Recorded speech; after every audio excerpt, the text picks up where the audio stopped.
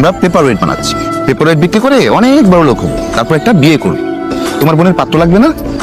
Interesting, I like it. তুমি কি আমাকে পার্টনার বানাবে? আমি তো তোমাকে আমার শালা বানাবো। হ্যাঁ, তোমার নাম জানো কি? হ্যাঁ, আমি এটাই জিজ্ঞেস করলাম যে তোমার নাম কি। তুমি তো শিমুর ছোট ভাই না? তোমার বোন তো 24 ঘন্টার মধ্যে 20 ঘন্টায় পড়াশোনা করে। এভাবে পড়াশোনা করলে তো পাগল হয়ে যাবে, তার তো নিশ্চয়ই সমস্যা আছে, তাই না? সমস্যা তো আছে, মাঝে মাঝে মনে হয় ও আমার আপন বোন না।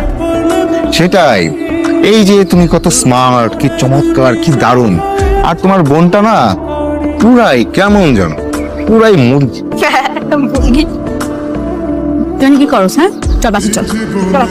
আরে আমরা ঠিকঠাক তাকে বাসায় দিয়ে আসবো, থাকুক আমাদের সাথে। আমার বাসায় টেনশন করছিস, তুই না বলে আসছিস কেন? না বাসে চল, বলছ নাই? তুমি ঠিকই বলছো, সে তোমার আপন বোন না, সে একটা মুরগি। তুই ওদের সাথে কি করছিস? আয়, তুমি কিসের মধ্যে দেখতে জানো? তুমি হচ্ছে একটা বুফো মেলানোস্টিক